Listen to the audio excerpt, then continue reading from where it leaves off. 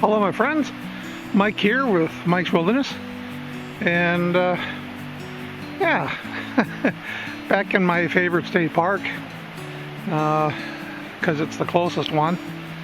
It makes it the easiest to get to get out and get some exercise and enjoy the outdoors.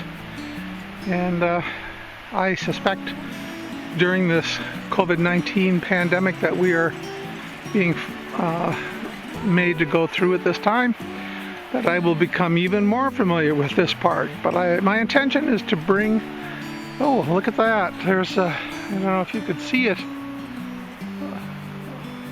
just had a great blue heron pass right by me here, which brings me to my point. I hope to keep bringing you things of nature, signs of nature, and skills, and just as we go on, bringing you these adventures. Hope you can enjoy them that way.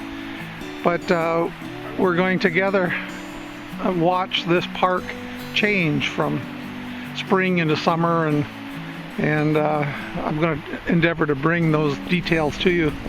So yeah, just had to stop here at the lookout, see where the water levels are on the Minneopa Creek, and now more rocks are showing, and there's less white water as it goes past the rocks as it flows on its way to the Minnesota River. So, all right, well, there's my introduction for today.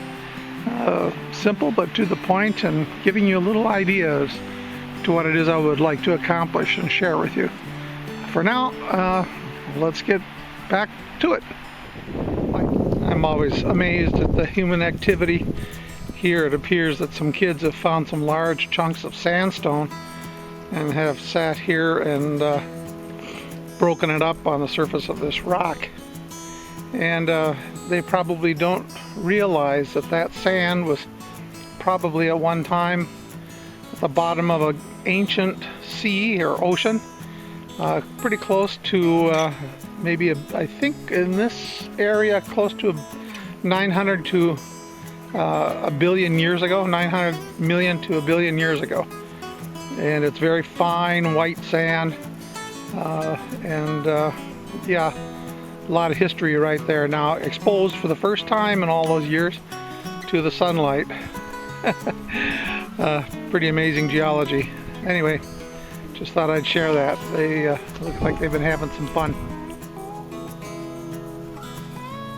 Okay, I just wanted to shoot a little bit of video here to show you something of the amazing difference it makes when the temperatures cool down. As you might recall, if you've seen any of my earlier videos, I was at this very same pond talking about some of the ponds and waterways in the park, and we had a huge chorus of leopard frogs at the time. And now today, very quiet. And I'm thinking the frogs probably are wondering what's been going on. We had a little bit of snow yesterday, this being Minnesota. It didn't last and it melted right away, but I can only imagine those frogs are probably sticking their heads up, having a snowflake landing on their nose and going, man, did I wake up too soon. But yes, anyway, just wanted to share that with you. The absolute calm and quiet in this little pond that was so busy the other day. I can hear a Canadian goose in the background. Anyway, just thought I'd share. So funny. Here's a very old tree. I think it's probably an oak, and it's been ravaged by pileated woodpeckers and kind of the effects of weathering. And I wanted to bring you to this because one of the resources we use getting out of the woods is being able to make tinder and such from punky wood. And this piece that I have in my hand right here is very lightweight, and it crumbles quite easily. It's very, very dry at this point, and would take a spark and probably maintain it so that I could carry fire with this punky wood, but more importantly, I could probably get this to char up in a char tin and use it later for making fire. So if you can come across resources like this, it's a real big advantage to get a piece of punky wood. And I've used it for floats, for improvising compasses. I did that in one of my long-time videos, the stranded canoeist video that you might find on my channel. And yeah, I think I'm going to hang on to this. That's a good piece. Very flaky, but that might char up real nice later on. Okay, just needed to show you. As always, my friends, it's a good practice to keep your eyes open for resources.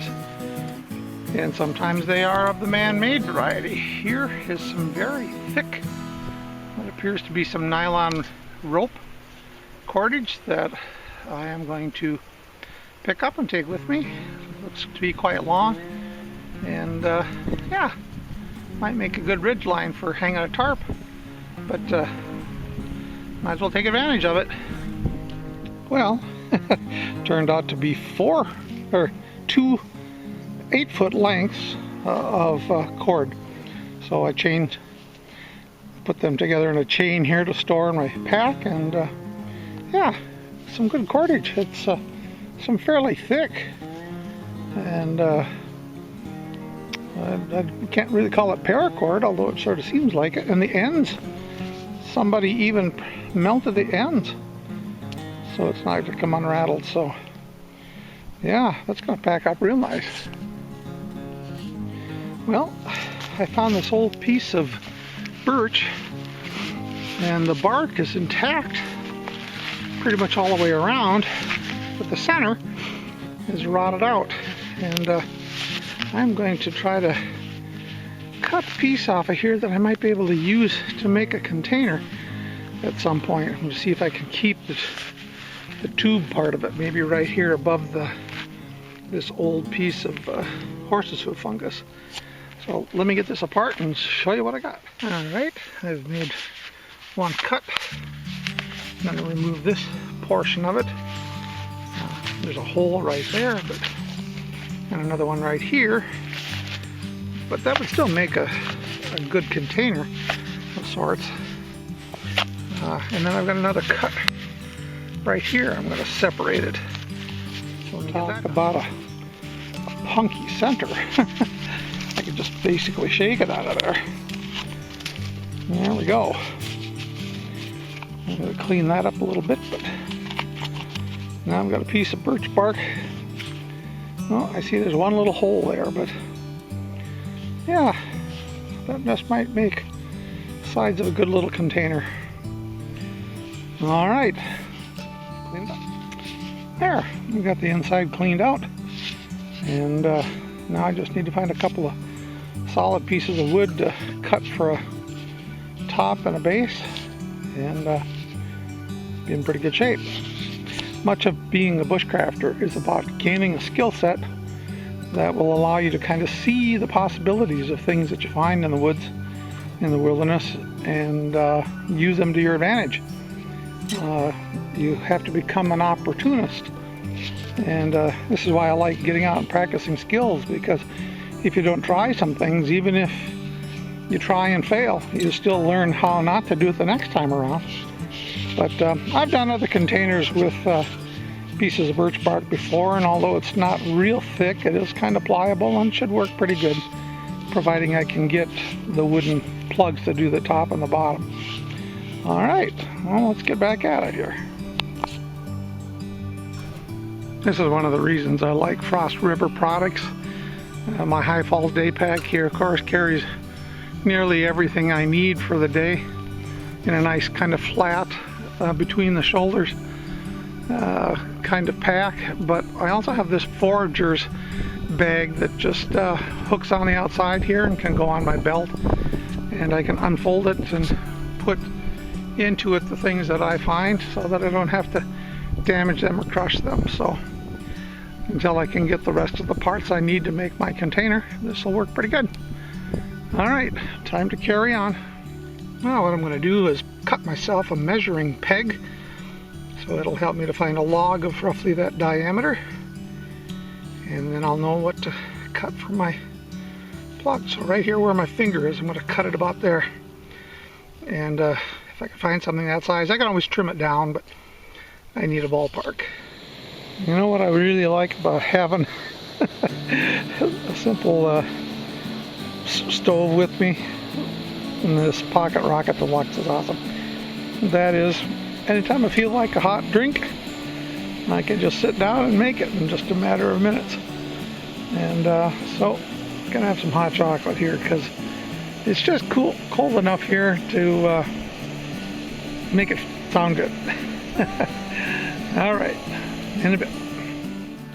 Well, my friends, that about wraps it up for this quick adventure. We also got a jump start on a couple of projects, birch bark container and some charred punky wood at some point.